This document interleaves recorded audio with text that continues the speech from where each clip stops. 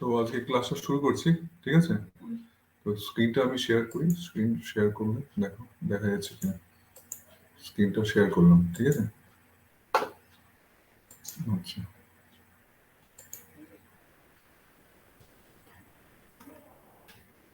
আজকে লিখে নাও, খাতায় লিখে। এই যেটা টপিক সেটা হচ্ছে এমএস অফিস নিয়ে হবে, ঠিক আছে? লেখো, খাতায় লেখো এমএস অফিস, লেখো এমএস অফিস।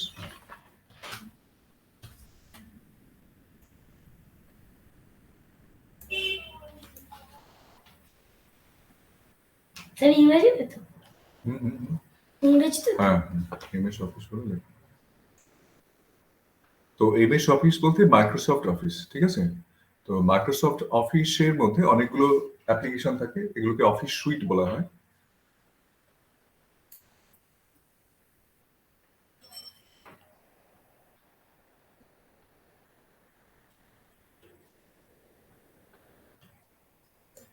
ঠিক আছে, আমি ফুল স্ক্রিনে করে দিলাম।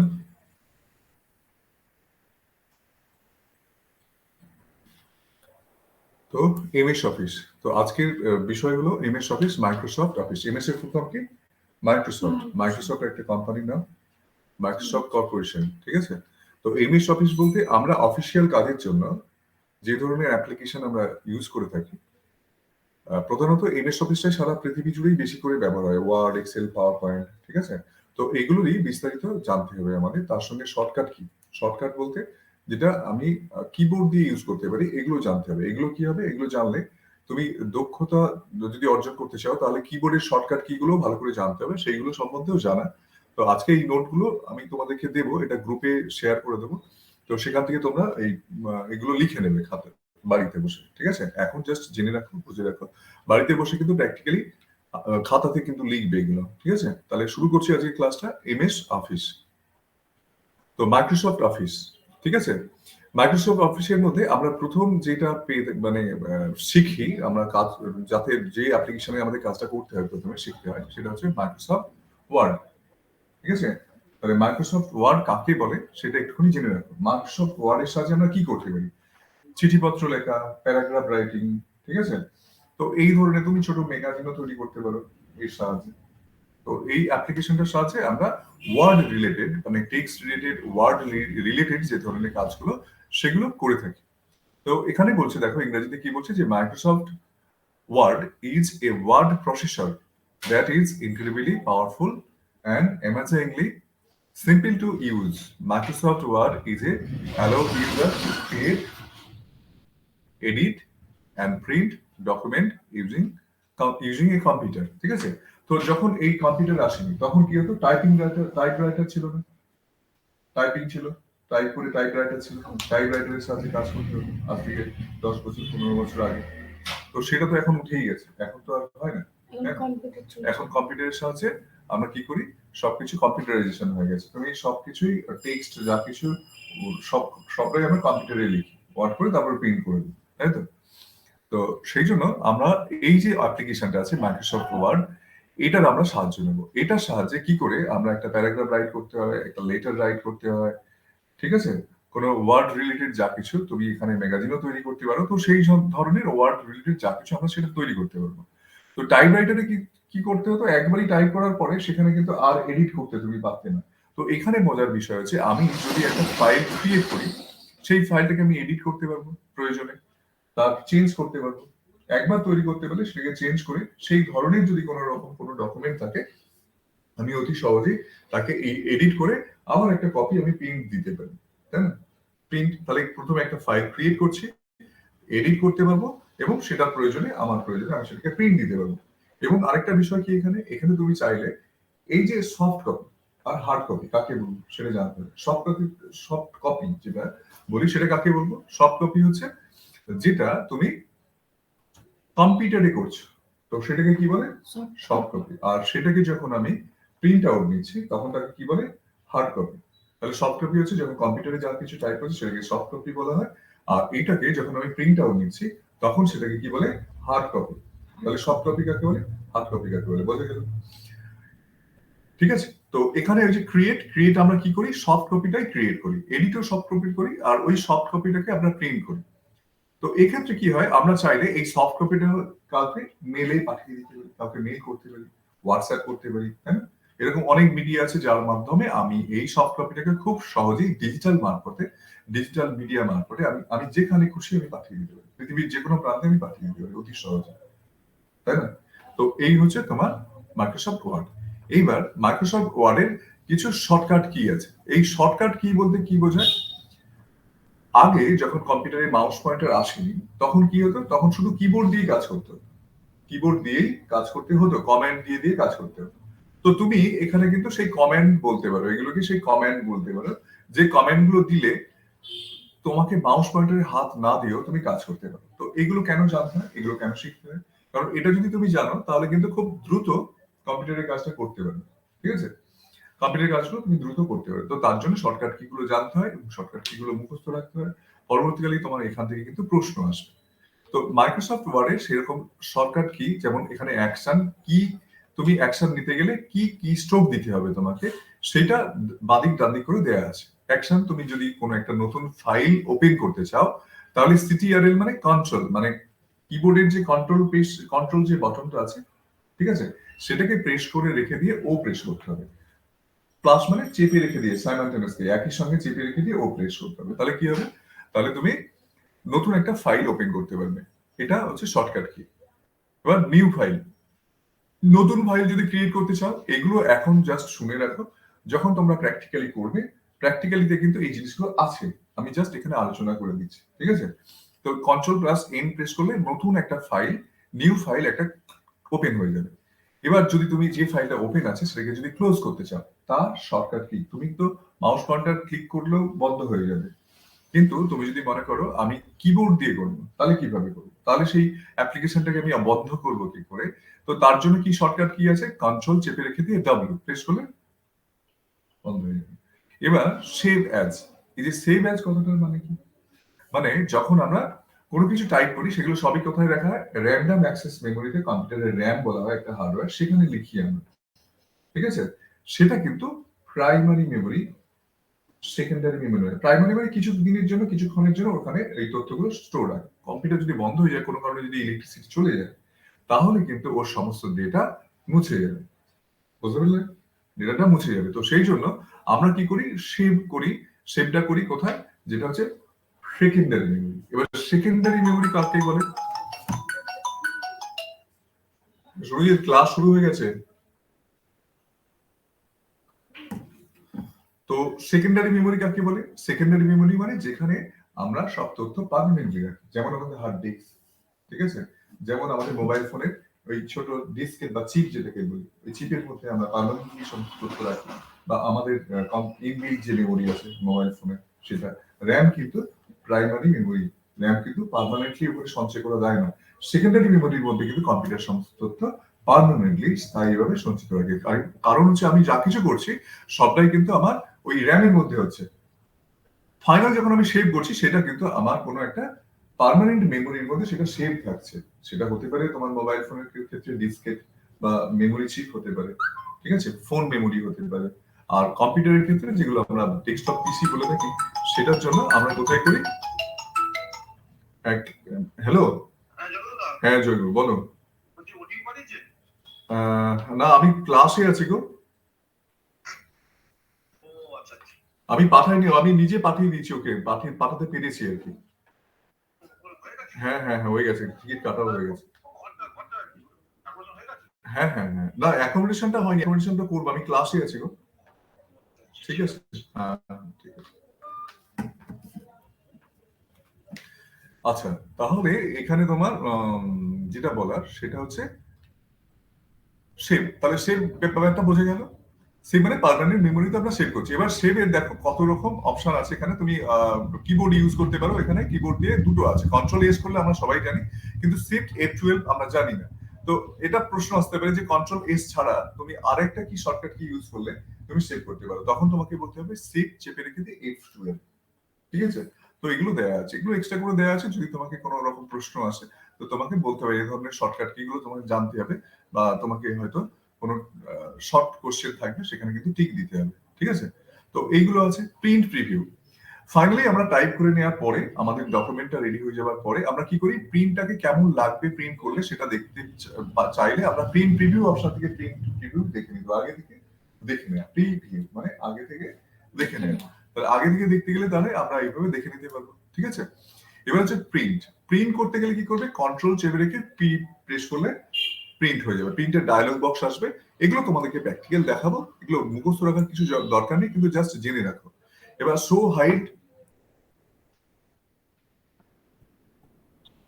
প্যারাগ্রাফ, ঠিক আছে? তো সেটার জন্য কন্ট্রোল প্লাস অ্যাস্টেরিক সাইন বা স্টার বলা হয় এইটা।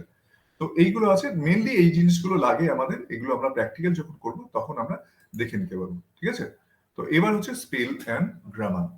অনেক সময় কি হয় যে যখন আমরা টাইপরাইটার আমরা যখন ব্যবহার করতাম তখন তো এটার সুবিধা ছিল না যে আমার বানানটা কি ভুল হচ্ছে না, আমি বানান যদি ভুল জানি তাহলে আমি টাইপও ভুল করে ফেলবো, তাই না? কিন্তু এখানে একটা সুবিধা আছে, আমার বানান যদি নাও জানা থাকে ঠিকঠাক, মোটামুটি যদি জানি তাহলে সেখানে কিন্তু সেটা রেড কালার করে দেবে এবং রাইট ক্লিক করে আমার যে ঠিক বানানটা সেখানে প্রপোজ করবে যে এই বানানগুলোর মধ্যে তোমার যে বানানটা ভালো লাগে তুমি সেটা নিয়ে নাও। তো তাহলে আমি বানান চেকটাও আমি করতে পারবো, বানানটা ভুল আছে কিনা সেটা আমাকে কিন্তু দেখিয়ে দেবে। বলে গেল? তার জন্য তুমি F7 প্রেস করে ওই গ্রামাটিক্যাল এবং স্পেলিং, গ্রামাটিক্যালকে কি অনেক সময় স্পেস ডাবল হয়ে গেছে, তুমি কমা জ্যোতি ছেদ যেগুলো থাকে সেগুলো ঠিকঠাক করে দাওনি একটা বাক্যের মধ্যে, তো তখন সেটা সবুজ আন্ডারলাইন হবে।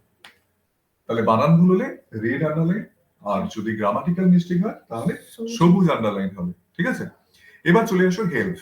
হেল্প বিভিন্ন অ্যাপ্লিকেশনের ক্ষেত্রে আমরা F1 ব্যবহার করি। তুমি যদি কোনো গেম খেলো মোবাইল ফোনে, সেখানেও F1 দিয়ে তুমি হেল্প পাবে, মানে ওই গেমটা খেলতে গেলে তার ইনস্ট্রাকশন দেওয়া আছে।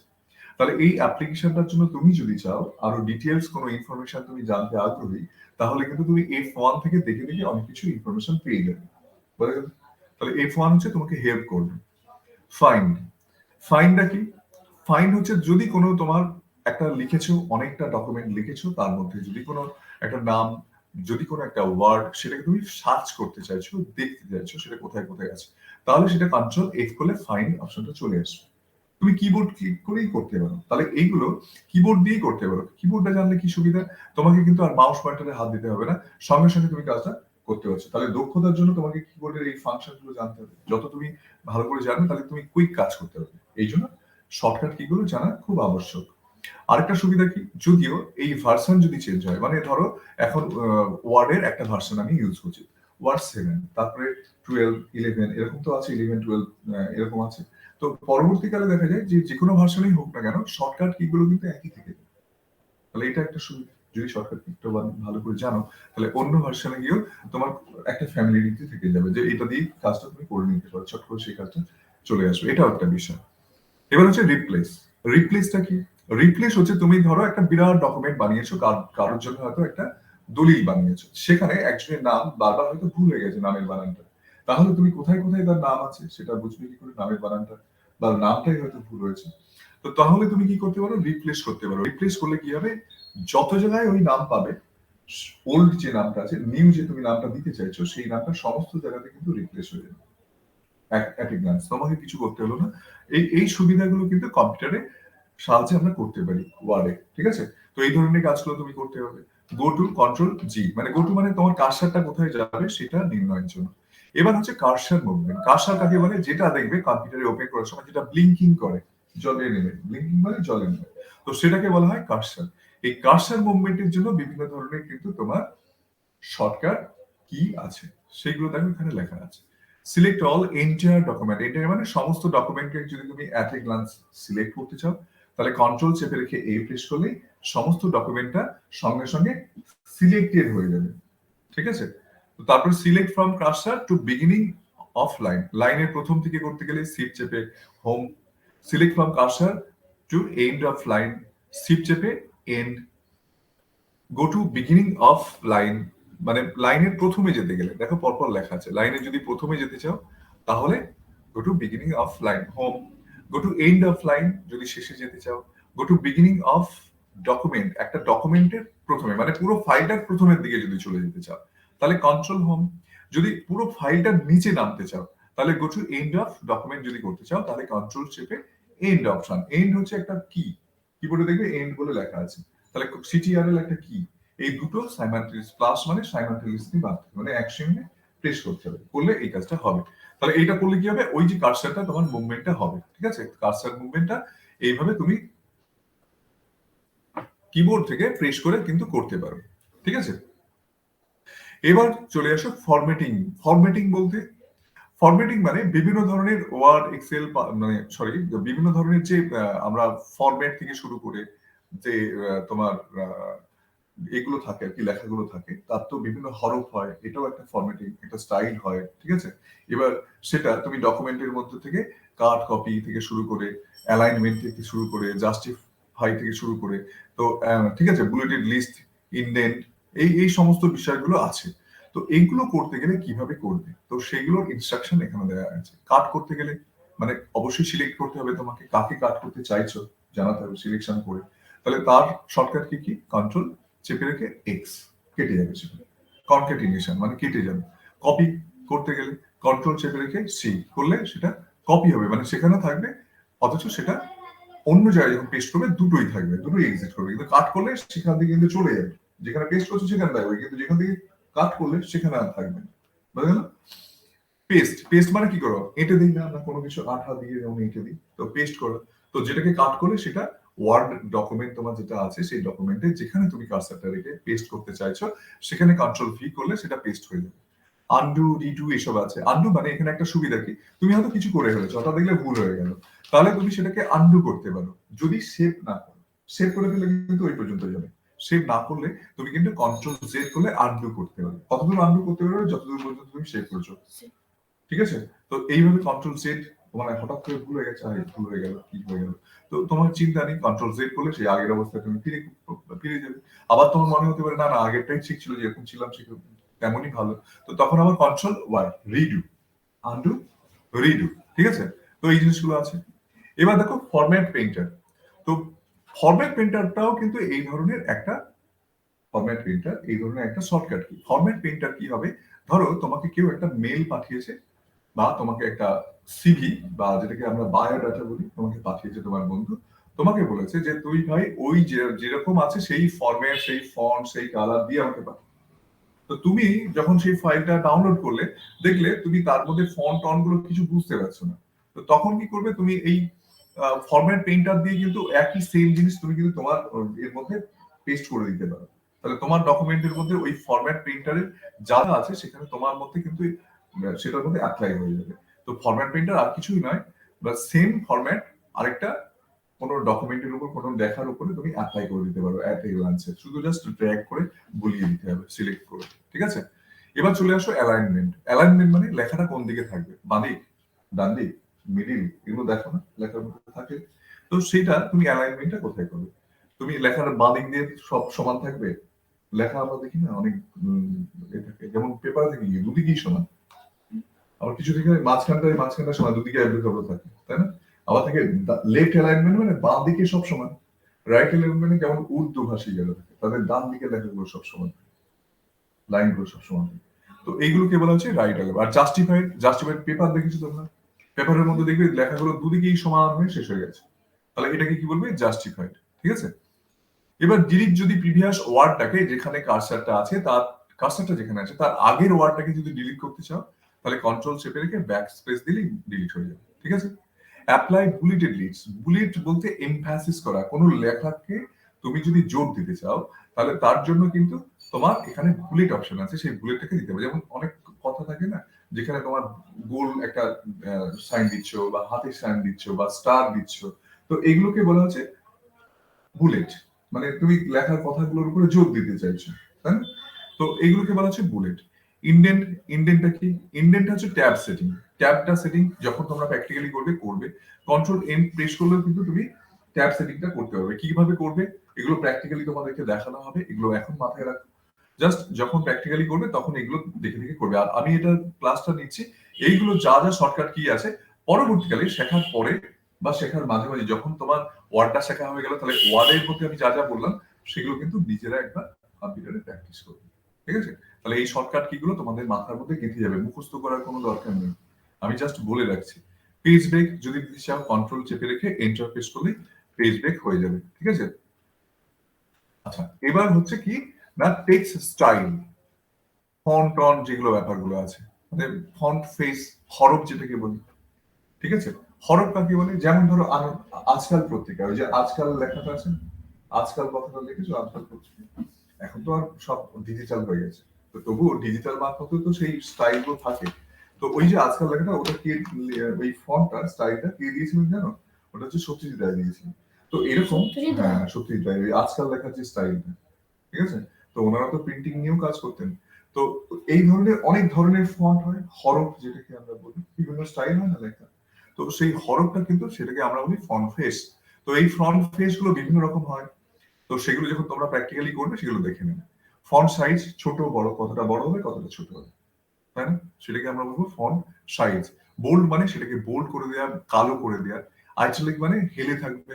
আন্ডারলাইন মানে প্রত্যেকটা ওয়ার্ডের নিচে আন্ডারলাইন চলে আসবে, ডাবল আন্ডারলাইন, দুটো আন্ডারলাইন, ওয়ার্ড আন্ডারলাইন, প্রত্যেকটা ওয়ার্ডের নিচে নিচে আন্ডারলাইন হবে। তার জন্য শর্টকাট কি গুলো দেখো দেওয়া আছে। কন্ট্রোল চেপে শিফট চেপে ডি করলে ডাবল আন্ডারলাইন হবে, কন্ট্রোল চেপে শিফট চেপে ডাব্লিউ করলে ওয়ার্ড আন্ডারলাইন হবে। এই যেখানে দেওয়া আছে সব দেখতে পাচ্ছ এগুলো, ঠিক আছে? তো এটা একই সঙ্গে করতে হবে তোমাকে সাইমালটেনিয়াসলি, একটা একটা আলাদা আলাদা প্রেস করে করলে কিন্তু হবে না।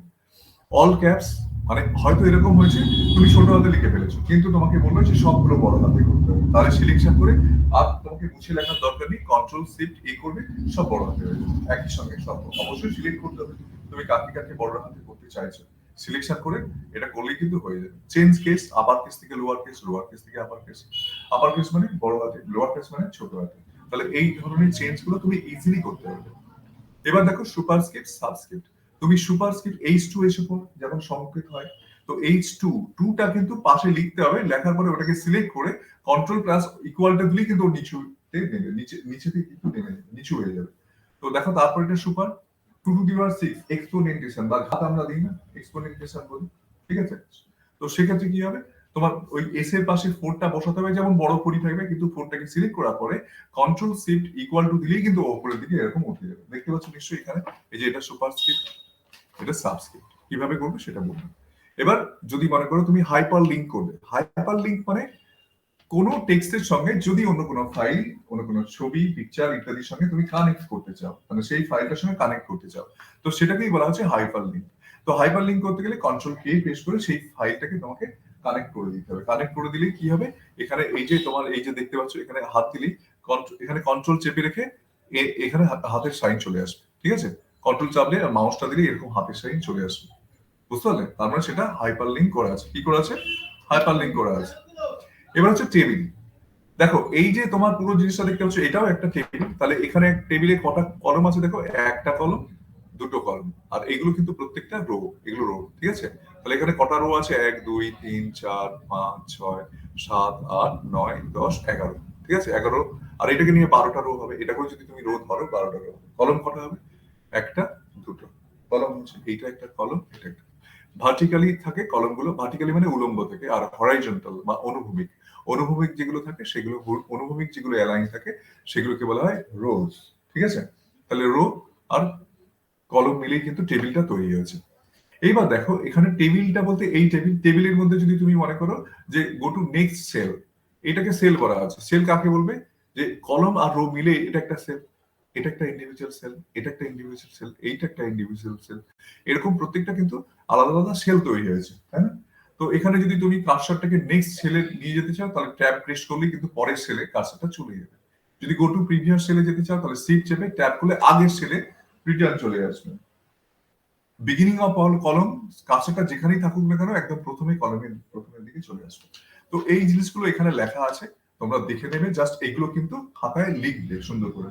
এখন মুখস্থ করার কিছু দরকার নেই, যখন তোমরা প্র্যাকটিক্যালি করবে, এগুলো প্র্যাকটিক্যালি করার জন্যই তোমাদের দিচ্ছি। এটা আমাদের শেখানোর পাশাপাশি তোমরা নিজেরা কিন্তু করবে শেষের দিকে, প্রথমের দিকে না। কিন্তু যেহেতু এই ক্লাসটা আমাদের থিওরিটিক্যাল ক্লাস, আমাদেরকে জাস্ট জানিয়ে দিতে হচ্ছে, এগুলো জেনে রাখবে, খাতায় লিখে রাখবে।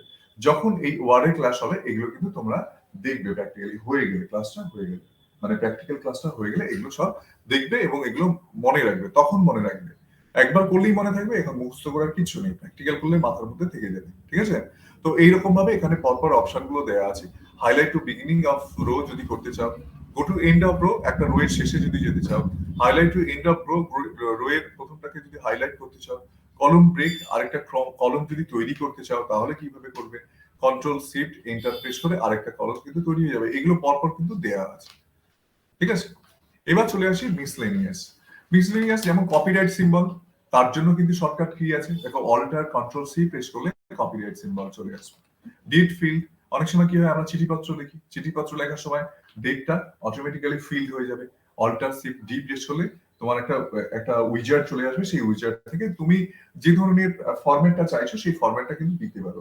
তো সেখানে কিন্তু ডেট ফিল্ড অটোমেটিক্যালি হয়ে যাবে। গো টু ফুট নোটস, নিচের দিকে, ফুট মানে একটা পেজের নিচের দিকে যদি কোনো নোট দিতে চাও, ফুট নোট, ঠিক আছে, বা ফুটার্স যেগুলোকে বলে থাকি আমরা, সেগুলোর জন্য কিন্তু এই শর্টকাট কি আমরা ইউজ করে করতে পারি, অল্টার কন্ট্রোল প্লাস এফ, ঠিক আছে? শো হাইড, মানে যদি এরকম হয় যে তোমার অনেক সময় হয় না এন্টার, জ্যোতি, ছেদ, এগুলো দেখার জন্য পরপর কোথায় কোথায় এন্টার দিয়েছো, তো সেগুলোর জন্য শো হাইড এই অপশনটা থাকে। অনেক সময় এই যে অপশনটা দেখতে পাচ্ছ, এই অপশনটা যদি থাকে কোনো কারণে, তাহলে সেখানে কন্ট্রোল শিফট 8 প্রেস করবে, এই এই সাইনগুলো কিন্তু চলে যাবে, এই সাইনগুলো চলে যাবে, ঠিক আছে? এবার হচ্ছে থ্রেজার্স।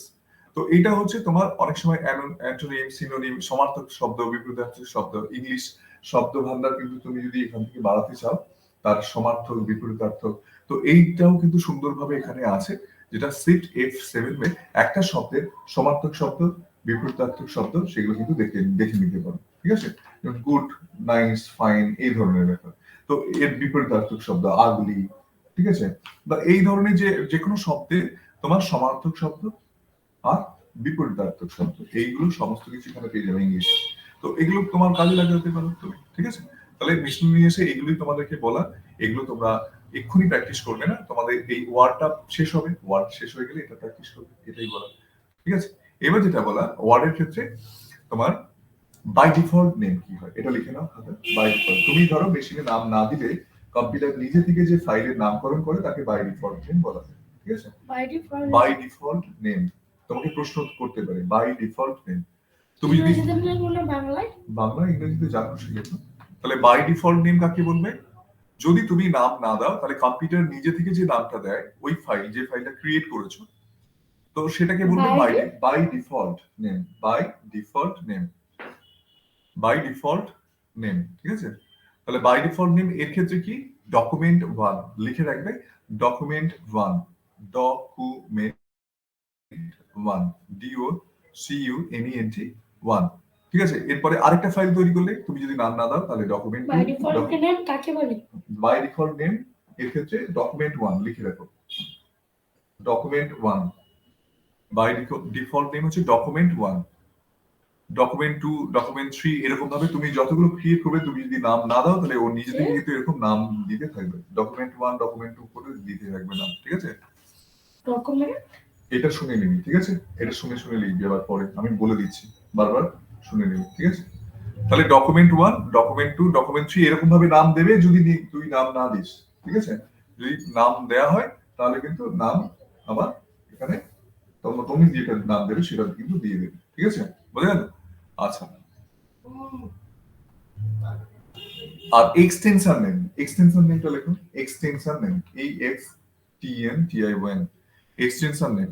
এক্সটেনশন নাম কি হয়, যেমন এখানে তোমার নাম যদি অমল হয় তাহলে অমল ডট ডিওসি হবে ওয়ার্ডের ক্ষেত্রে, এটাকে বলা হচ্ছে এক্সটেনশন। ডিওসি হচ্ছে ডকুমেন্ট ফাইলের এক্সটেনশন, ডট ডিওসি ফাইলের নাম হবে, তারপরে ডট ডিওসি, এটা হচ্ছে এক্সটেনশন নেম, ঠিক আছে?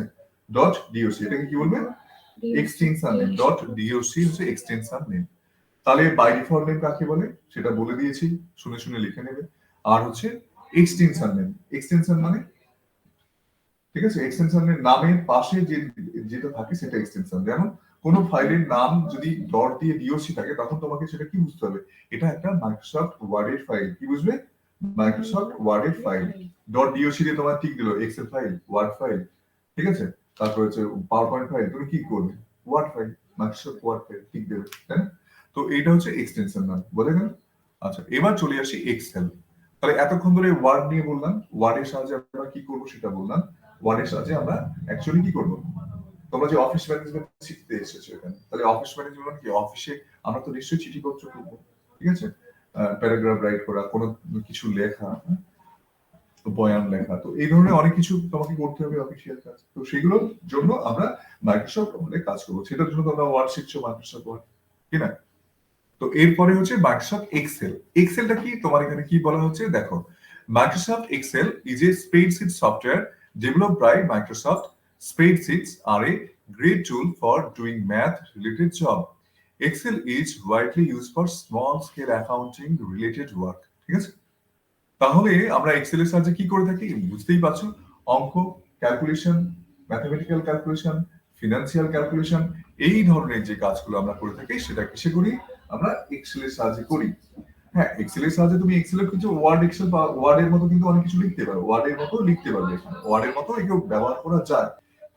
মেইনলি এর কাজ হচ্ছে, এর কাজই হচ্ছে তোমার ফিনান্সিয়াল কাজকর্ম করা, হিসেব নিকেশ করা, ঠিক আছে? তাহলে হিসেব নিকেশের জন্য আমরা কি কোন সফটওয়্যারটা ইউজ করি বেশিরভাগ ক্ষেত্রে সারা পৃথিবী জুড়ে? মাইক্রোসফট এক্সেল, ঠিক আছে? খুবই প্রসিদ্ধ। এবার এটা গুগল ভার্সনও আছে, এগুলো নিয়ে তোমাদেরকে অনলাইন ক্লাসগুলো আছে তোমাদের, ঠিক আছে? গুগলেও কিন্তু সিটস বলা হয়, গুগল সিটস বলা হয়, এগুলো জেনে রাখা দরকার, গুগল সিটস, ঠিক আছে?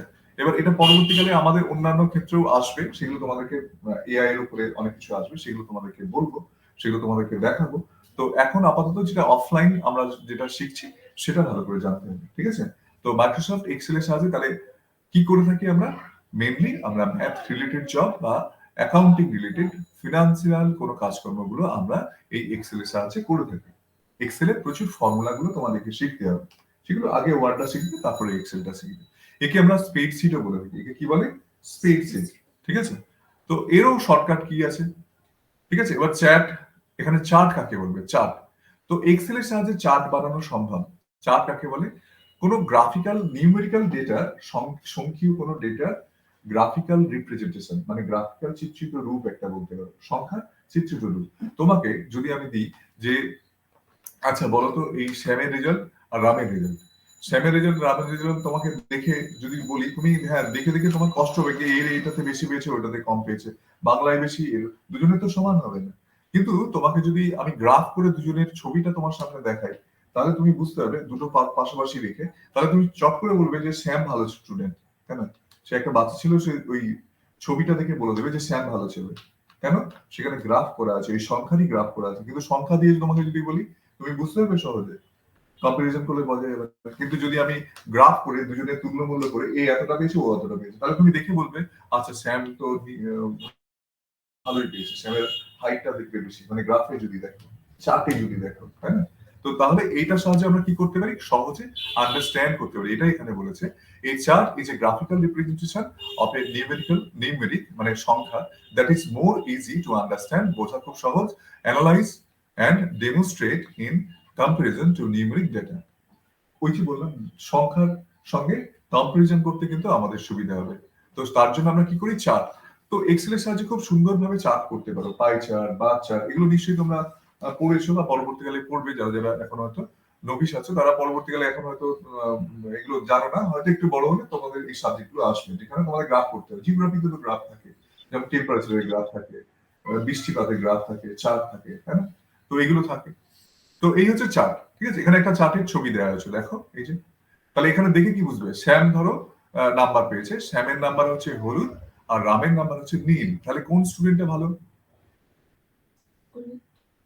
শ্যামের নীল। শ্যাম ধরো হলুদ আর হচ্ছে তোমার রাম হচ্ছে নীল, তাহলে কোন স্টুডেন্ট ভালো? নিশ্চয়ই রাম ভালো, তাই না? শ্যামের থেকে রাম স্টুডেন্ট হিসেবে ভালো, যদি নাম্বারের কম্পারিজন করো, এইভাবে যদি গ্রাফ তোমাকে দেখায়। কিন্তু নাম্বার যদি তোমাকে ফেলে দেয়, চট করে তোমার বুঝতে অসুবিধা হবে না?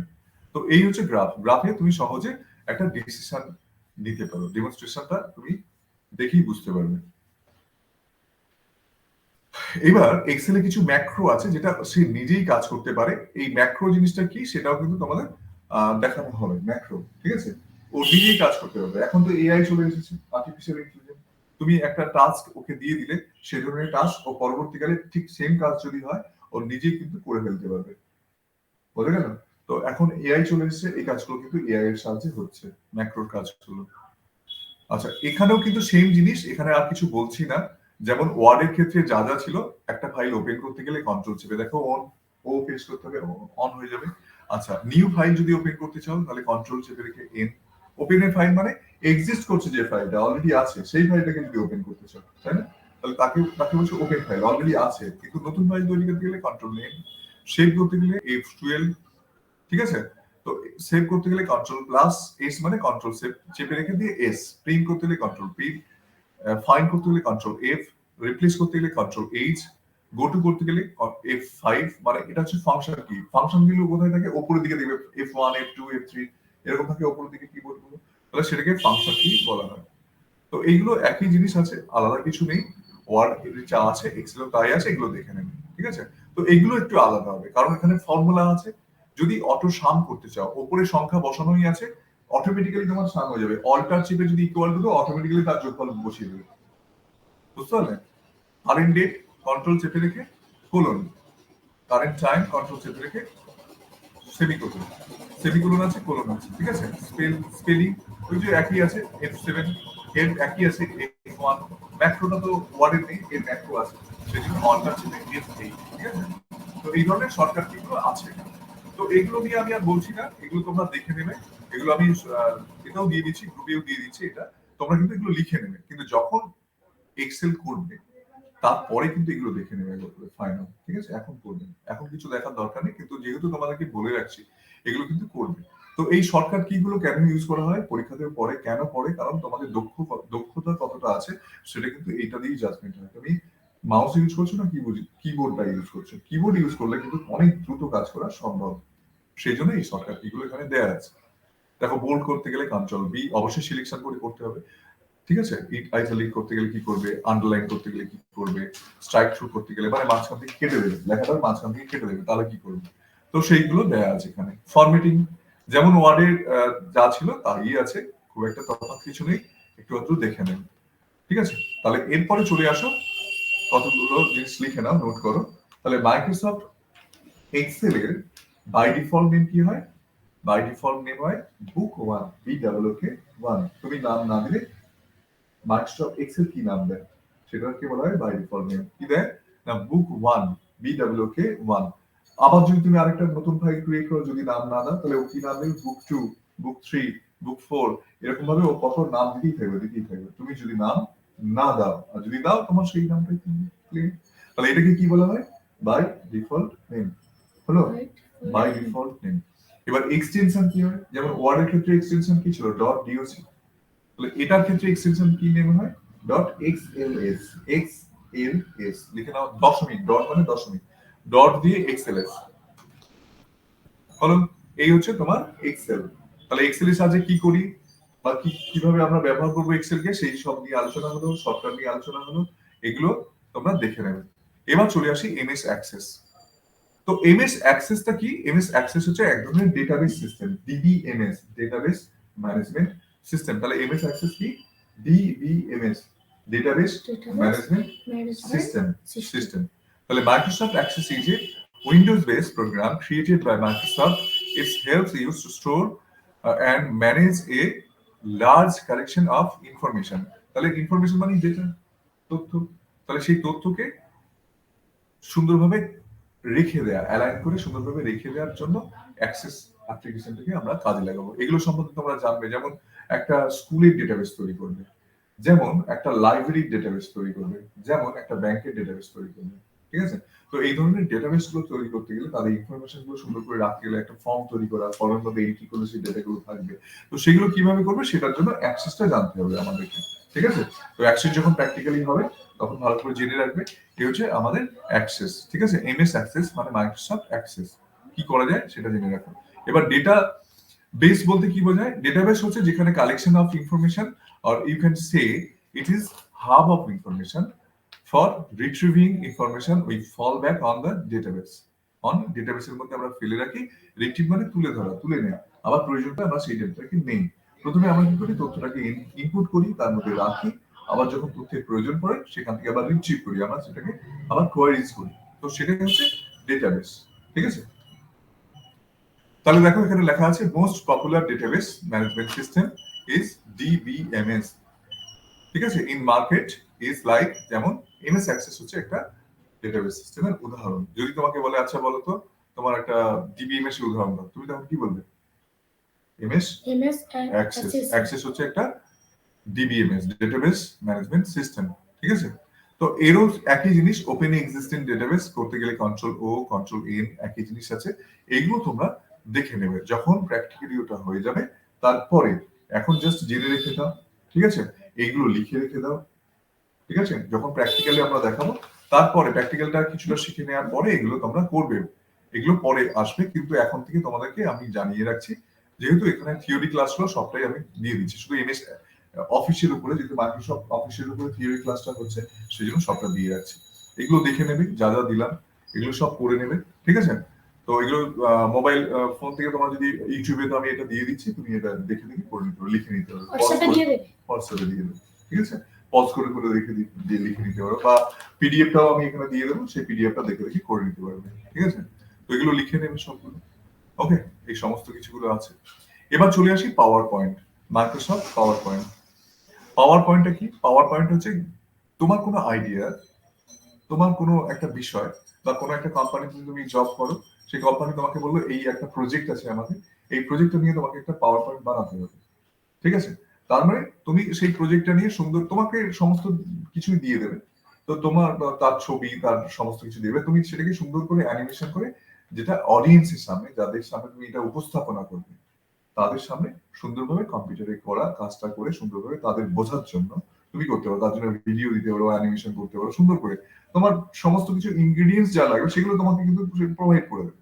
এবার তুমি যদি মনে করো তোমার নিজের কোনো একটা বিষয় নিয়ে করবে, তাহলে তোমাকে বুঝতে হবে কোনগুলো কোনগুলো তুমি এখানে দেবে। ছবি, অডিও, ভিডিও, টেক্সট এর উপরে তুমি এখানে অ্যানিমেশন দিতে পারবে।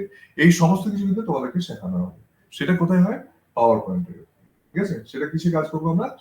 পাওয়ার পয়েন্টে। তাহলে পাওয়ার পয়েন্টে মেইনলি কি করা হয়? দেখো, Microsoft PowerPoint is a tools you can use to communicate your ideas, ওই যে বললাম তোমার ভাবনা চিন্তা, through visual aids that appear professionally designed it are easy to produce. খুব সহজেই তুমি প্রফেশনালি তোমার কোনো আইডিয়াটাকে তুমি তোমার উপস্থাপনার মাধ্যমে খুব সহজেই, যারা অডিয়েন্স আছে, শ্রোতা আছে, তাদের মধ্যে তুমি সেটাকে খুব সহজেই করে তাদের মধ্যে দিতে পারো, তাদের মধ্যে সেটাকে খুব ভালোভাবে প্রোভাইড করতে পারো, ঠিক আছে?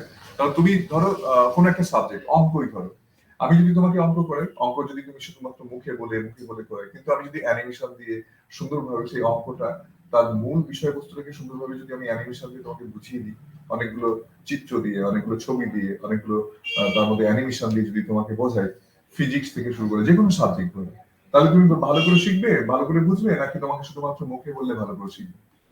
ভালো করে বোঝালে।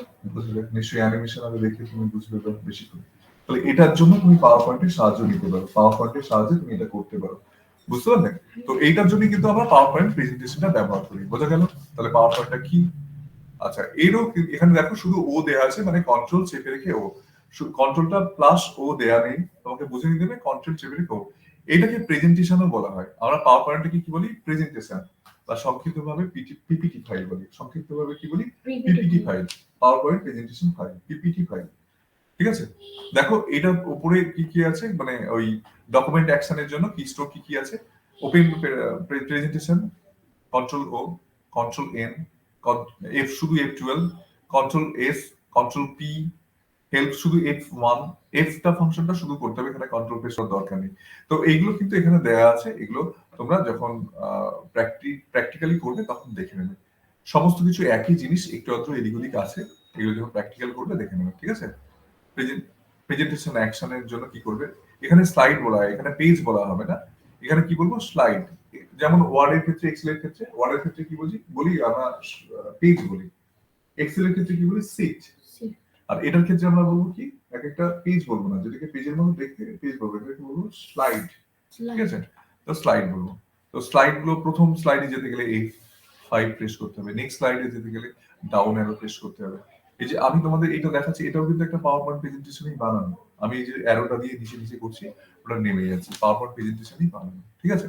তো এখানে দেখো এই যে অ্যারো ট্যারো সব এখানে আছে, এগুলো তুমি মার্কিংও করতে পারবে, টিক দিতে পারবে, এগুলো এখানে কিন্তু আছে। এগুলো যদি চাও এখানে কিন্তু এগুলো করা যায়, ঠিক আছে? এগুলো এখান থেকে করা যায়। এই মার্কিংটা কি পেন পেন, এই যে টার্ন অন পেন, ঠিক আছে?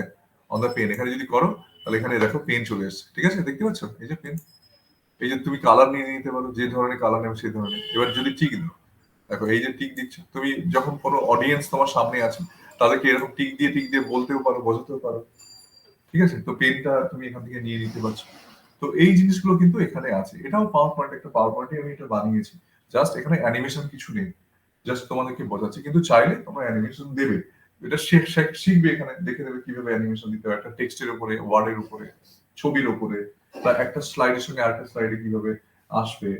তো সেগুলো তুমি সুন্দরভাবে শিখে নেবে, ঠিক আছে? এই হচ্ছে তোমার পাওয়ার পয়েন্ট। তাহলে পাওয়ার পয়েন্টের এক্সটেনশন নাম কি হয়? পিপিটি। আর বাই ডিফল্ট নেম হয় প্রেজেন্টেশন 1, প্রেজেন্টেশন 2, প্রেজেন্টেশন 3, এরকম ভাবে নাম দিয়ে যাবে। যদি তুমি নাম না দাও তাহলে সেটাকে কি বলবে? By default name. আর এর এক্সটেনশন নাম কি হবে? পিপিটি, এই পিপিটি ডট পিপিটি, মানে পাওয়ার পয়েন্টের এক্সটেনশন নাম কি হয়? ডট পিপিটি, ঠিক আছে? ক্লিয়ার? তাহলে মোটামুটি এই পর্যন্তই হলো। তোমরা এগুলো দেখে নেবে। আমি আবারও বলছি, এগুলো মুখস্থ করার কিছু নেই, লিখে রাখবে। যেমন ওয়ার্ড যদি হয়, যেদিনে ওয়ার্ডটা হবে, মানে ওয়ার্ডটা শেষ হয়ে গেলে তোমরা ওয়ার্ডের মধ্যে এই শর্টকাট কি গুলো যেগুলো লিখে নিচ্ছ সেগুলো মাঝে মাঝে দেখবে। প্র্যাকটিস ডেট তো তোমাদের আছে, প্র্যাকটিস ডেটে এগুলো দেখবে। আমরা এখানে প্র্যাকটিক্যাল শেখানোর পরে এগুলো দেখে নেবো, ঠিক আছে? ওকে, আজকে এই পর্যন্তই। Thank you. স্যার বলছি যাওয়ারটা